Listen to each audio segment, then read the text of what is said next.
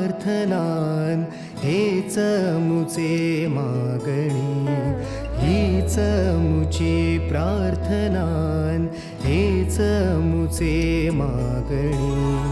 माणसाने माणसाशी माणसा सम वागणे.